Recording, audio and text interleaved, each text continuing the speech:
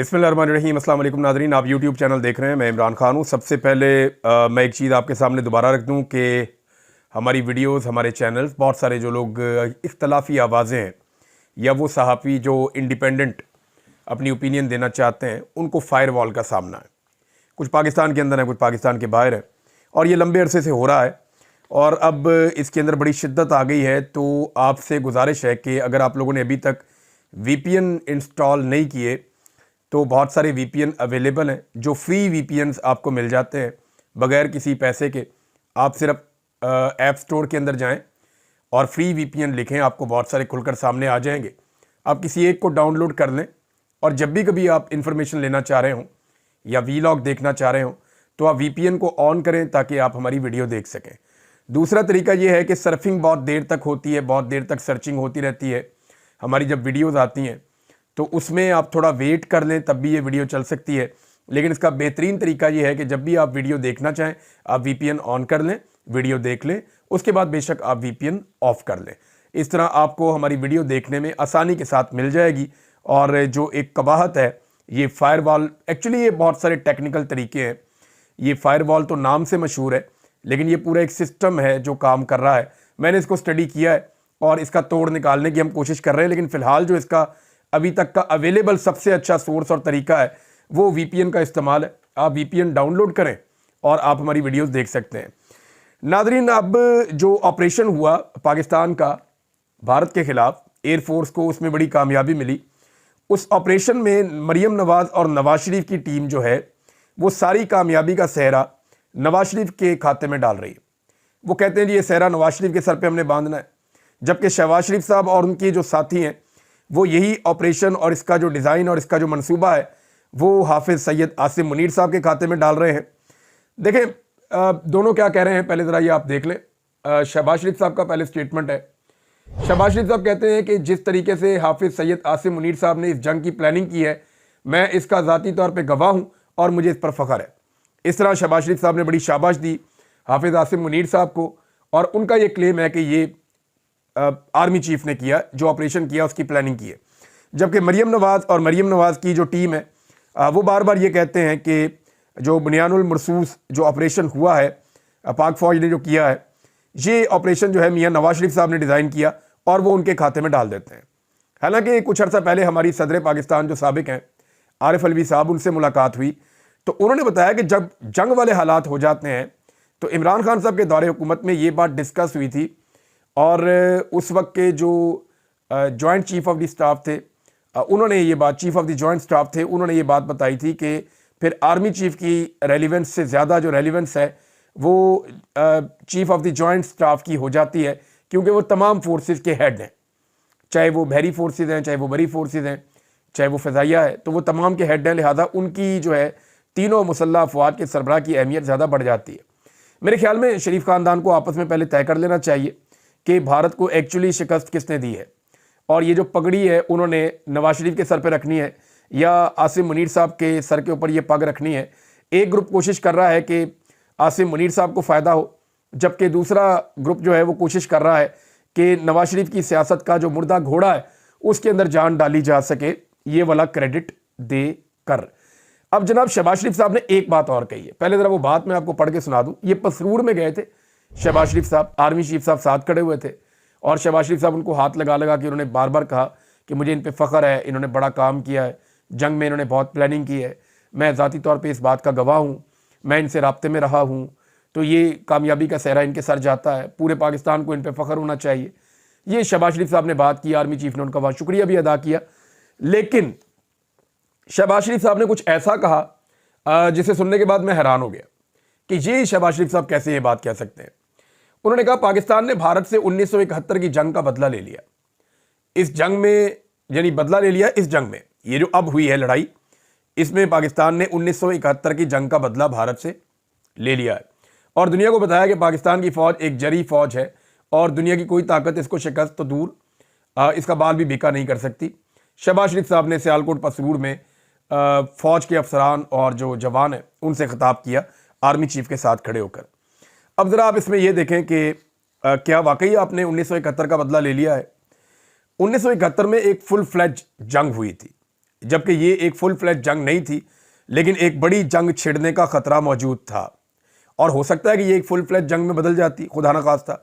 लेकिन यहाँ एक तगड़ी लड़ाई हुई है जिसमें पाकिस्तान एयरफोर्स को अल्लाह रब्बुल इज़्ज़त ने कामयाबी दी है। 1971 की लड़ाई में हमारा आधा मुल्क टूट गया था। भारत से बदला तब होगा जब भारत का आधा मुल्क टूट जाएगा। यानी अगर आप 1971 का बदला लेने जा रहे हैं भारत से, तो आप बताइए कि आपने भारत की सरजमीन का कौन सा इंच हासिल किया या भारत से काट कर अलग कर दिया। एग्जैक्टली तमाम फोर्सेस उन्हीं जगहों पे खड़ी हैं जहां पहले खड़ी थी।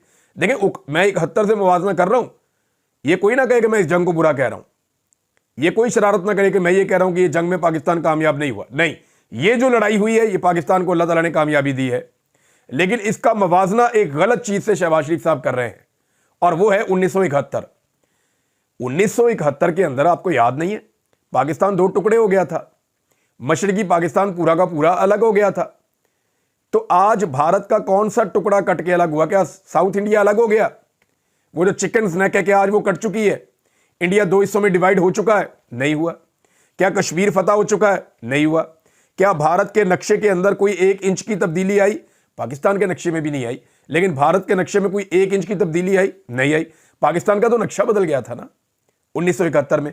तो ये शहबाज शरीफ साहब ने बोंगी मारी है और यानी आपको अल्लाह ताला ने कामयाबी दी है, आप उसका मजाक ना बनाएं। 1971 के साथ इसका मवाजना नहीं किया जा सकता। हमारे 90,000 से जायद फौजी जो है वो कैदी बना लिए गए थे 1971 में। आप बताएं आपने कितने हजार कैदी आज के दिन में भारत के कैदी बनाए हैं?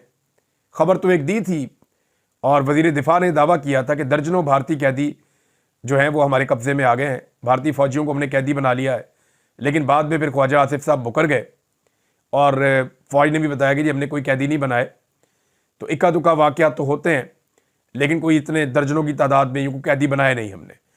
तो ये जो 90,000 कैदी पाकिस्तानी फ़ौज के बन गए थे 1971 में, ये भी तारीख का एक बहुत बड़ा सरेंडर था और इसकी तारीख में मिसाल नहीं मिलती। तो ये हक़ाइक़ और तारीख को आप मसख़ ना करें सिर्फ अपने सियासी फ़ायदे के लिए या अपनी जय जयकार के लिए या अपनी बल्ले बल्ले करवाने के लिए।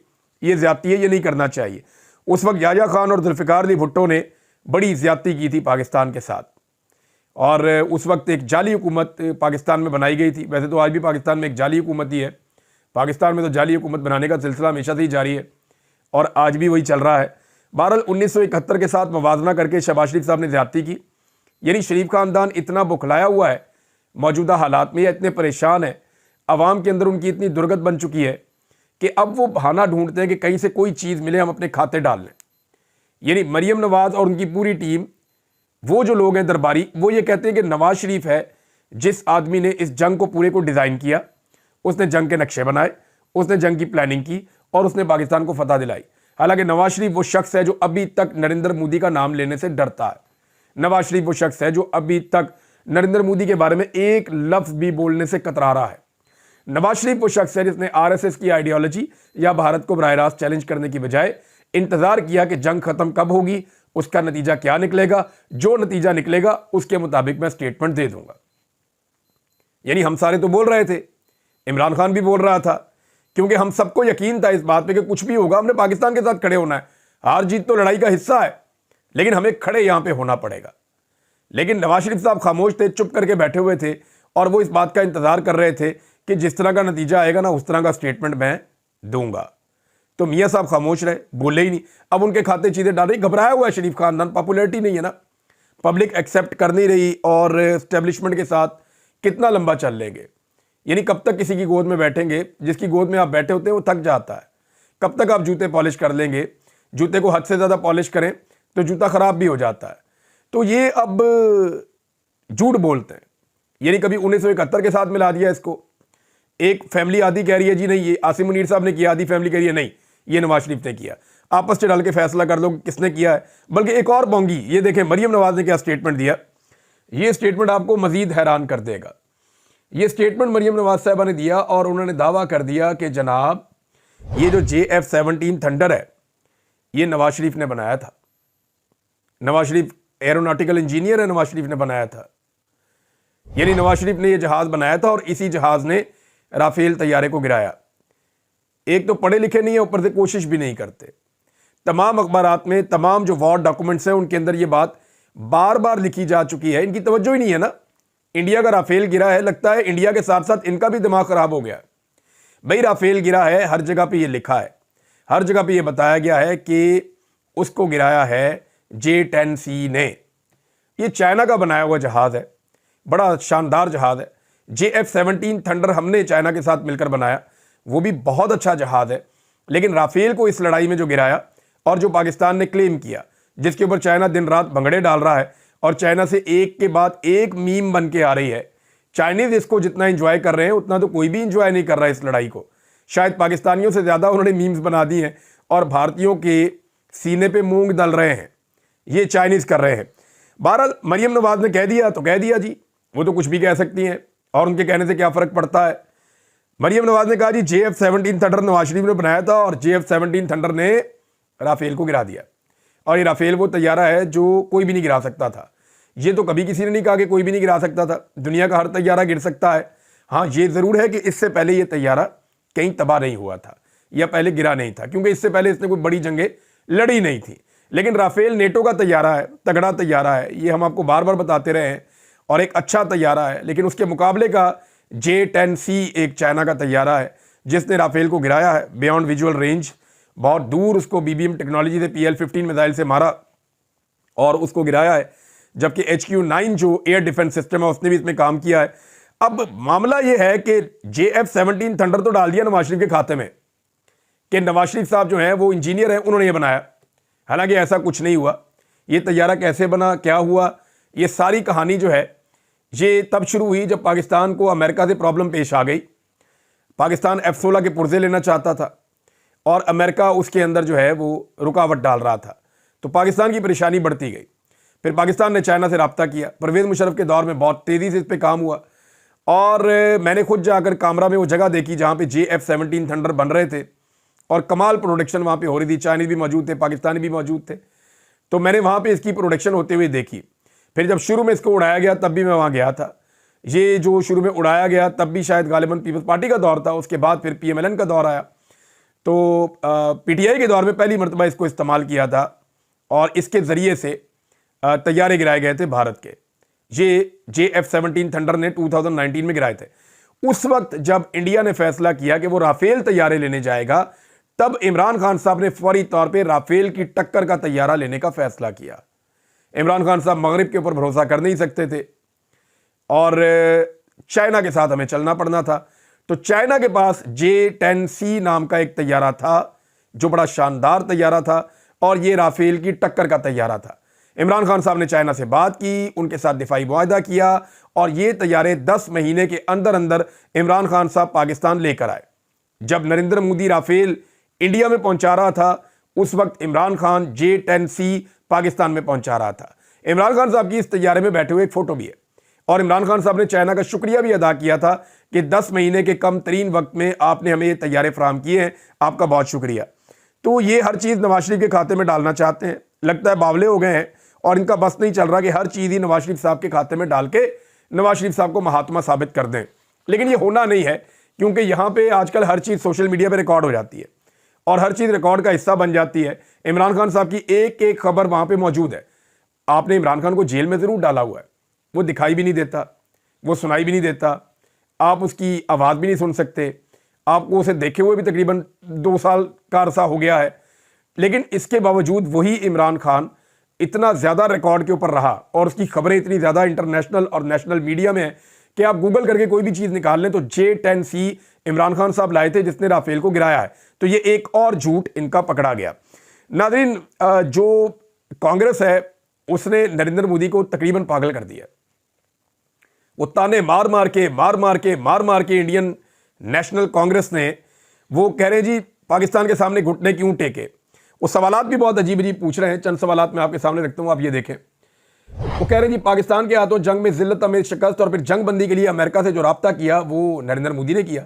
अब इस पे उनको आड़े हाथों लिया जा रहा है कांग्रेस की जानिब से और बौछार की गई है सवालात की। पूछा गया कि पाकिस्तान के सामने घुटने क्यों टेके, यह भी पूछा गया कि ट्रंप ने जंग बंदी क्यों करवाई और कांग्रेस ने वज़ीर आज़म से पाक भारत कशीदगी पर भी जवाब तलब कर लिया।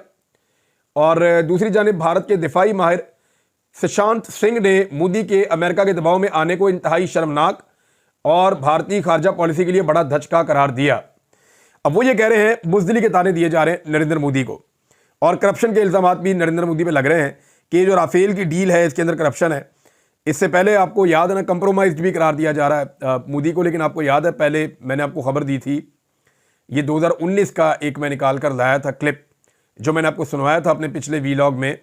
ये आप जरा एक दफा फिर सुने कि राहुल गांधी क्या कह रहा था। Prime minister has helped steal 30,000 crores from the defense forces. आपने देखा कि राहुल गांधी क्या कह रहा है। राहुल गांधी कह रहा है कि मेरी बात गौर से सुनो और मेरी बात को तवज्जो से सुनो।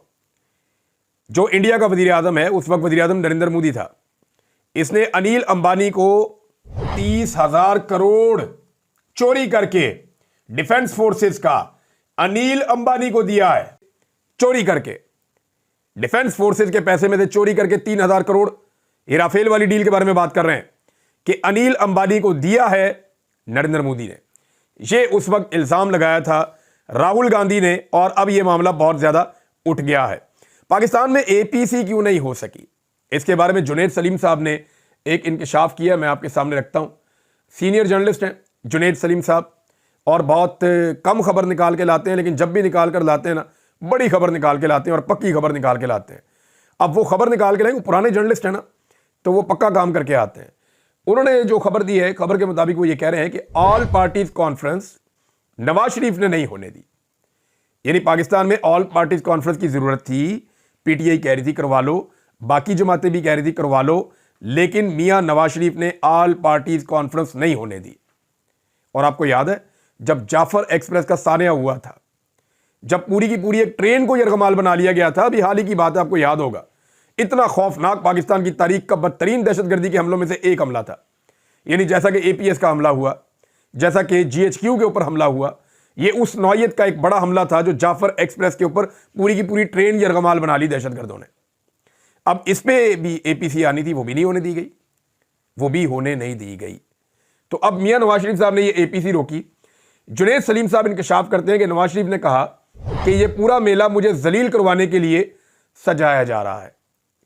कि यानी ये जो एपीसी बुलवाई जा रही है ना, अब बुलवाई तो जा रही थी पाकिस्तान के लिए, बुलवाई तो जा रही थी पाकिस्तान के इकट्ठ के लिए, कौमी यकजहती के लिए, लेकिन नवाज शरीफ साहब आजकल ऐसी एहसास कमतरी में है कि उन्हें लगा कि ये पूरा का पूरा मेला मुझे जलील करवाने के लिए सजाया जा रहा है। इस मीटिंग का निशाना मैं हूँगा, मुझे गारंटी दी जाए पहले कि इस मीटिंग के दौरान मुझ पर एक जुमला भी नहीं कसा जाएगा। ये जनाब जुनैद सलीम साहब ने कहा, और उनकी ये खबर है कि ऑल पार्टीज कॉन्फ्रेंस सिर्फ नवाज शरीफ ने कैंसिल करवाई थी। उसका रीज़न ये था कि वो ये समझते थे कि नवाज शरीफ साहब की बहुत मट्टी पलीत होगी, क्योंकि नवाज शरीफ साहब मोदी का नाम ही नहीं लेते। लोगों ने कहना था नाम क्यों नहीं लेते, लोगों ने कहना था इसी मोदी को मियाँ साहब अपने घर में आप क्यों लेकर आए थे। लोगों ने कहना था कि मियाँ साहब आपने ही तो पींगे बढ़ाई हैं प्यार की, कभी आप साड़ियाँ भेजते हैं, कभी आप आम भेजते हैं, कभी आप कुछ और मंगाते हैं उनसे, कभी वो आपको गिफ्ट दे रहे हैं, कभी वो आप उनको गिफ्ट दे रहे हैं, और सोशल मीडिया के ऊपर आप और आपकी बेटी रज के लगा रहे हैं। तो ये आपने सिला दिया कौम को। बहरहाल मियाँ साहब को आइडिया था कि बड़ी बेइज्जती होगी, तो मियाँ साहब ने ये होने ही नहीं दिया। अब नाज़रीन, कुछ लोग इस वक्त दावे कर रहे हैं, और ये दावे इस्लामाबाद से आ रहे हैं। मैं अगर आपको क्लियर करके बता दूं कि दावे हैं क्या। दावा ये किया जा रहा है कि पाकिस्तान की मिलिट्री एस्टेब्लिशमेंट के अंदर सोच में कुछ तब्दीली आई है इस जंग के बाद, क्योंकि 3 साल के बाद पहली मरतबा उन्हें लगा कि अवाम उनके साथ खड़ी है, और उन्हें पहली मरतबा लगा कि अवाम ने उनका साथ दिया है। तो वो जो एक उनके अंदर था खलिश थी कि लोग हमें बहुत मारते हैं, लोग हमें बहुत जलील करते हैं। हालांकि जब आप ऐसे लोगों का साथ देंगे जो मुस्तरद शुदा चेहरे हैं, जब आप मैंडेट ही चोरी करवा देंगे, तो लोग क्यों खुश होंगे, लोग नाराज़ ही होंगे। तो अब एक सोच में तब्दीली आई है, और वहाँ पाकिस्तान तहरीक इंसाफ के हवाले से जो जुल्म सितम है उसे रोकने के ऊपर गौर हो रहा है। अब ये खबरें अलग अलग जगह से चल रही हैं, मैं इनकी तस्दीक नहीं कर सकता। हालांकि मुझे डायरेक्टली 2-3 लोगों ने फ़ोन करके कहा कि इमरान साहब, हम यकीन दिलाते हैं कि ये सिलसिले अब रुक जाएंगे, हम आपको यकीन दिलाते हैं कि जो जुल्म और बर्बरियत हुई है ये अब नहीं होगी। लेकिन इसके बावजूद मुझे यकीन नहीं है। जब मैं ये होता हुआ देखूंगा ना, जब मुझे नज़र आएगा कि जुल्म रुक गया है, तब मैं कहूँगा रुक गया। जब मुझे नज़र आएगा कि जबर रुक गया, फस्तायत रुक गई, तो रुक गई। मैं खुद से क्लेम नहीं कर सकता, क्योंकि मैंने बार बार धोखा खाया, और इस पाकिस्तान ने भी बार बार धोखा खाया। बार बार ये दावे किए गए कि पॉलिसी बदल गई, और पॉलिसी नहीं बदली। और मुझे तो एक रात पहले कोई और कहानी सुनाई, अगले दिन मैं गिरफ्तार हो गया। मेरे साथ तो ये भी होता रहा कि जनाब पॉलिसी बदल गई है, अब कोई जुल्म और बर्बरियत नहीं होगी, सुबह मुझे उठा के ले गए पुलिस वाले। तो ये इसलिए मैं भरोसा नहीं कर सकता, मैं इंतजार करूंगा जब चीजें तब्दील होंगी तो खुद ही नजर आ जाएंगी। फिलहाल इमरान खान साहब से उनकी बहनों की मुलाकात हुई है, आज के दिन में फिर अली अमीन गंडापुर ने और कुछ और लोगों ने मिलने के लिए जाना है, फिरदौस शमीम नकवी साहब भी हैं, कुछ लोग और भी हैं। तो इनकी तरह मुलाकात हो जाए और फिर आहिस्ता आहिस्ता जब चीजें नॉर्मलाइज हों, अदालतों से इंसाफ मिलना शुरू हो, तो फिर मैं ये समझूंगा कि अब चीजें बेहतरी की तरफ जा रही हैं, वरना फिर मैं नहीं समझता। अच्छा, जैसे ही ये खबर आ रही है, ये रिपोर्ट हो रही है, मुस्लिम लीग नून की बेचैनी और परेशानी बढ़ती जा रही है। अब इस सूरत हाल में वो दो चीजें बहुत तेजी से कर रहे हैं। नंबर एक, उन्होंने बूट पॉलिश की रफ्तार में इजाफा कर दिया, धड़ाधड़ तेज बूट पॉलिश, ताकि जो है वो फौज की गोद उनको ज्यादा देर तक मुयसर रहे। नंबर दो, पाकिस्तान और तहरीक इंसाफ और फौज के दरमियान लड़ाई भड़काने की कोशिशें कर रहे हैं। अब 9 मई को उठाएंगे, ये उठा वो उठा, ये कर, कुछ ऐसे बयानात दे, कुछ ऐसी चीजें कर जिसके नतीजे में पाकिस्तान तहरीक इंसाफ के लोग फौज के बारे में या इदारों के बारे में कुछ कहें तो उसको प्रमोट किया जाए, उसकी पब्लिसिटी की जाए।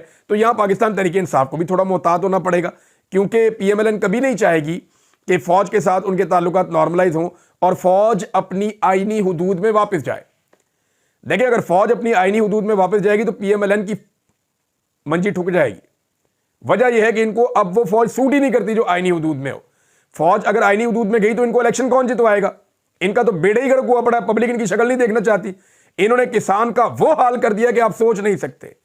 किसान का कम से कम खर्चा 3200 रुपया फी मन हुआ है और उसको 2200 रुपया फी मन ज्यादा से ज्यादा मिल रहा है। 1000 रुपया कम से कम नुकसान है फी मन के ऊपर। अब आप अंदाजा करें कि किसान बेचारा कहां खड़ा है। हर शोबे में इन्होंने तबाही फेर दी है, लोग तो इनकी शक्ल नहीं देखना चाहते। तो अब ये चाहते हैं कि जितनी देर लड़ाई चल जाए एस्टेब्लिशमेंट की, फौज की, पीटीआई के साथ, उतना इनका फायदा है। नादरीन, एक आखिरी बड़ी खबर यह है कि सऊदी अरब से अमेरिका और सऊदी अरब के जो ताल्लुकात हैं वो तारीखी बुलंदियां छू रहे हैं। सऊदी अरब एक हवाले से और भी, डोनाल्ड ट्रंप ने बहुत तारीफ की है मोहम्मद बिन सलमान की और उनके बारे में कहा कि वो एक अजीम शख्सियत हैं। सऊदी अरब खित्ते में तनाज़ात के हवाले से अहमियत इख्तियार करता चला जा रहा है। ये आप बात याद रखें कि इन्होंने ईरान से भी मुलाकातें की हैं, सऊदी अरब की लीडरशिप ने। इन्होंने शाम पर जो पाबंदियां लगी हैं उनको भी उठवाया अमेरिका से कहकर। यूक्रेन के साथ जो अमेरिका का मामला था उसमें भी इन्होंने सालसी का किरदार अदा किया है। पाकिस्तान और इंडिया के मामले में भी ये बीच में आए थे। तो सऊदी अरब का रोल बड़ा होता चला जा रहा है। लेकिन उम्मीद सबको ये है कि अगर रोल बड़ा होना है तो गजा के बारे में, फ़लस्तीन के बारे में कोई पायदार हल निकालें। और अगर ये हो सकता है तो इसी दौर में हो सकता है। सब लोग मिलकर साथ दें और मिलकर बात करें, डोनाल्ड ट्रंप को आगे लगाएं, क्योंकि डोनाल्ड ट्रंप एक ऐसी शख्सियत है जिससे आप ये करवा भी सकते हैं अगर कोई अच्छा सोल्यूशन निकल आए तो। वरना इसने भी बाकी सदरों की तरह इसराइल का ही साथ देना है। लेकिन आप अगर करवाना चाहें तो अपने ताल्लुकात को इस्तेमाल करके फ़लस्तीनियों का भला करें। और अगर ये काम हो गया तो दुनिया के अंदर एक ख़ास तौर पे इस खित्ते में एक अमन कायम हो सकता है कि अगर कश्मीर और फ़लस्तीन का मसला हल हो जाता है तो। अब तक इतने, अपना ख्याल रखिएगा, अपने इस चैनल का भी। अल्लाह हाफ़िज़।